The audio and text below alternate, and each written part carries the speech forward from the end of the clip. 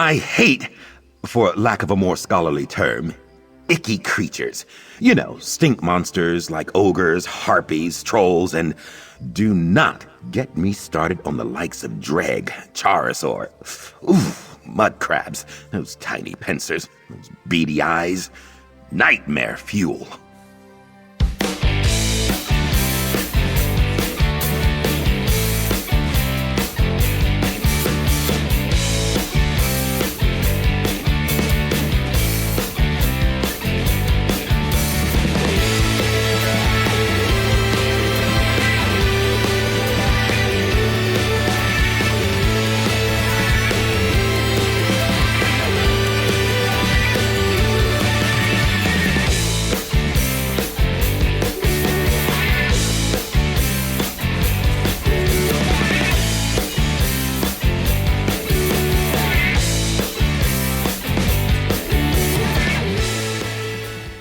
Hey guys, welcome to ESO Vault. My last build was a really easy to play 1-bar Necromancer. Today I've got a 2-bar Stamina Sorcerer that's maybe a little bit on the sweaty side. Storm Damage is a Stamina Sorcerer that's surrounded by damaging winds, giving it strong AoE damage, but it also has great single target damage, so you get the best of both worlds here. Now when I describe the build as sweaty, I don't want you to get the wrong idea. I have pretty average game skills, and I think if I can pull off the rotation here, most of you guys can too. Now this involves light attack weaving, of course, but I think the rotation is very forgiving. The build's spammable attack seems to leave a lot of wiggle room here as far as the timing goes.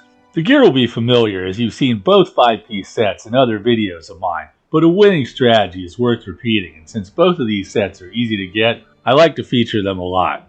Best thing about this build is no mythic items were involved in its creation.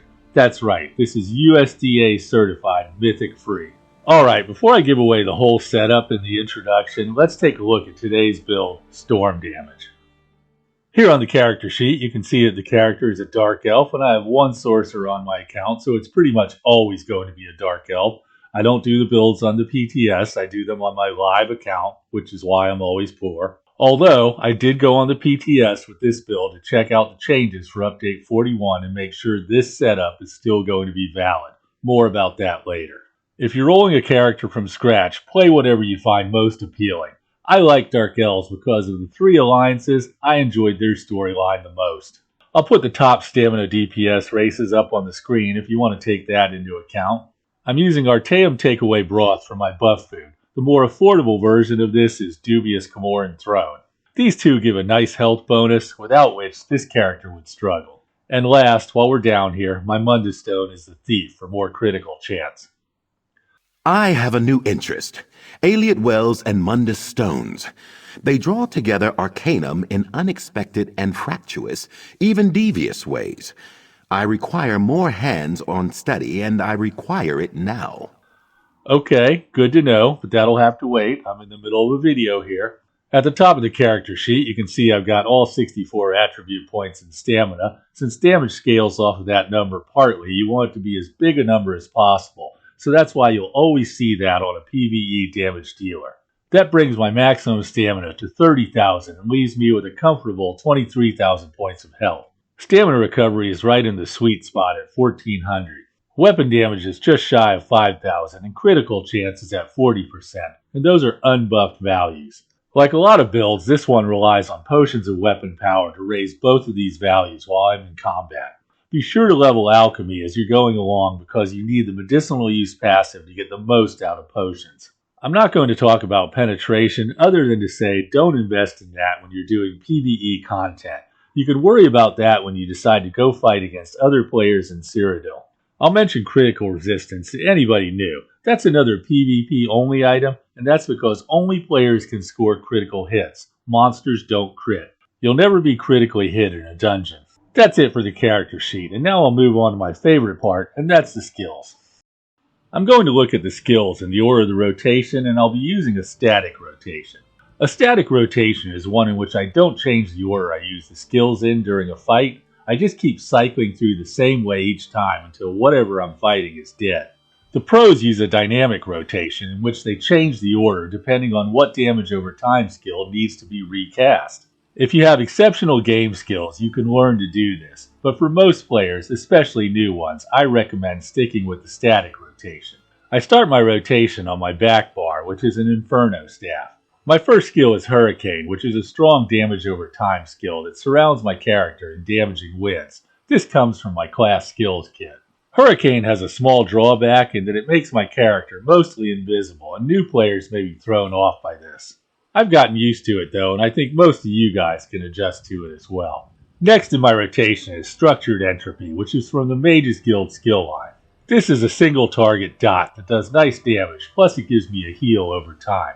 If you're new, when you're starting the Fighters Guild skill line, pick up the Mages Guild quest and start leveling this too. Collect some lore books as you go, and you can unlock the skills in this line. Next is Elemental Susceptibility, which is another single target skill, and this is from the Destruction Staff skill line. Every 7 seconds, this will affect the target with the 3 elemental status effects, plus it applies Major Breach, reducing the target's armor by 5,000 points.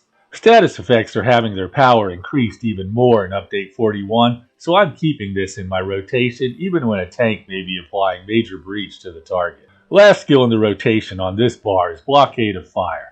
This is another Destruction Staff skill, and in addition to strong area damage, it increases my weapon damage when I cast it with a staff with the Infused trait and a weapon damage glyph. This has a carryover effect to my other bar.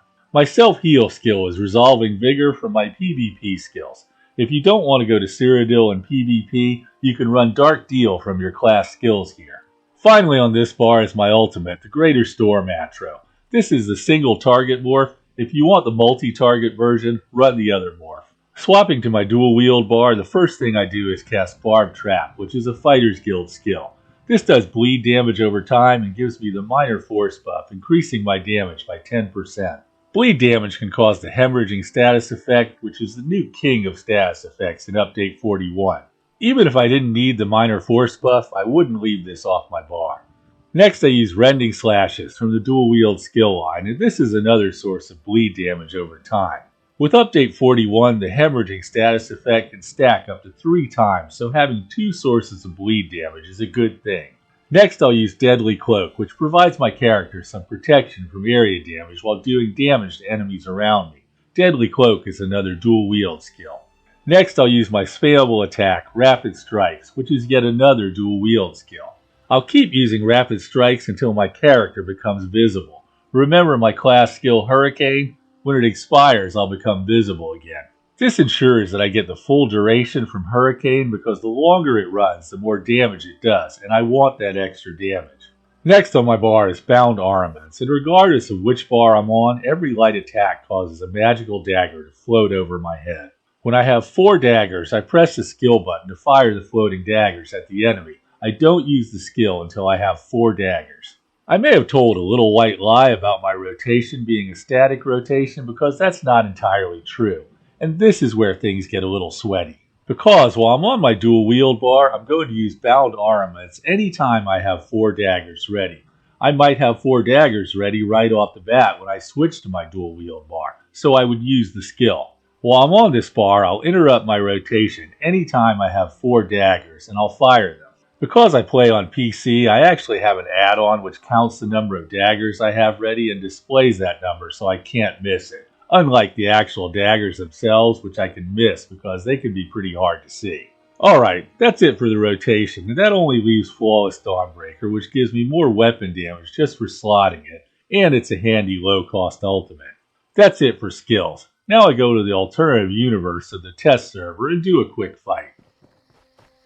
Look at this guy. He's a loser in the Upside Down, too. You can't miss my Bound Armaments counter. That's the big number staring me in the face. Every time it hits 4 and turns green, I can fire my daggers for massive damage. Of course, it also glows down there on my skill bar when it's ready, but as an extremely average player, I like something more obvious than that.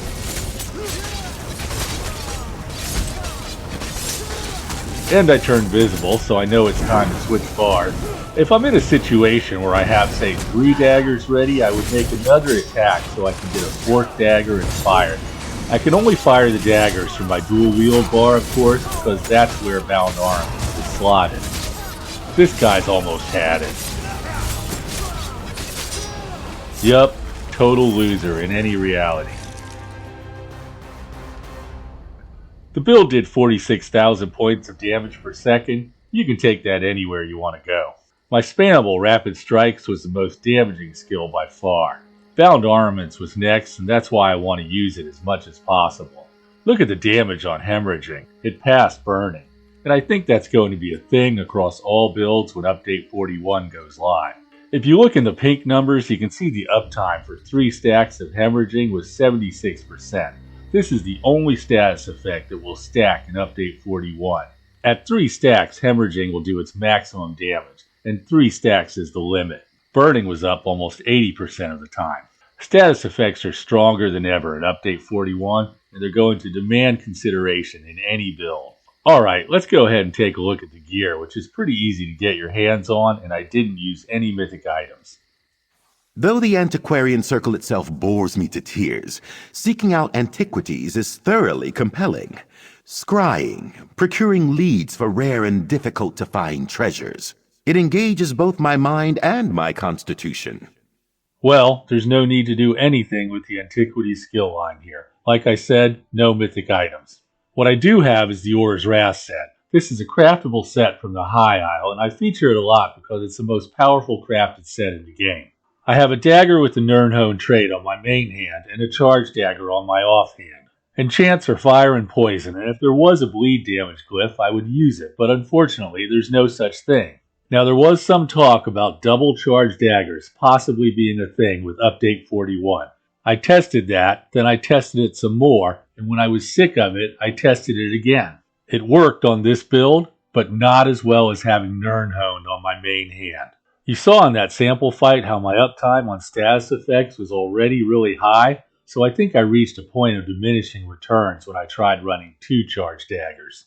Now I did sneak in a Maelstrom Inferno staff on this build, but if you don't have that, just run an Aura's Wrath staff here. Whatever you run, make sure the staff has the Infused trait and a weapon damage glyph so you can get a damage buff from Wall of Elements. For my monster helm, I'm running Iceheart, which comes from Direfrost Keep, which is one of the easier dungeons. I've always liked Iceheart a lot because it does damage to enemies near me, gives me a damage shield, and it has a line of crit. That's a hard combo to beat. You can run anything you want here, but Iceheart is pretty effective and easy to get. Finally, I'm running another set you're familiar with, and that's Deadly Strike. This is best in slot on Templars and the Arcanist class, and does pretty damn well on any build with a lot of dots that uses a spammable attack with a cast time. I didn't mention that Rapid Strikes does have a cast time, so Deadly Strike buffs the hell out of that skill. You can get Deadly Strike from the vendor in Cyrodiil or guild traders. I priced it at less than 150 grand for 3 pieces of jewelry and 2 body pieces. If you're not pissing away your money in the game, you can save that up pretty quickly. Jewelry here is bloodthirsty and has weapon damage and chance. My body pieces are all medium in the Divine's trait with a couple oddballs. And yeah, I've got some gold stuff on here, but just run what you can get your hands on and work on your skills and rotation. Those 2 things are totally independent of the gear. Gear helps, but it won't make or break you. Okay, time for a quick glance at the blue champion points. Blue slottables are Fighting Finesse, Biting Aura, Thaumaturge, and Wrathful Strikes. And for once, those are reasonably intuitive looking choices.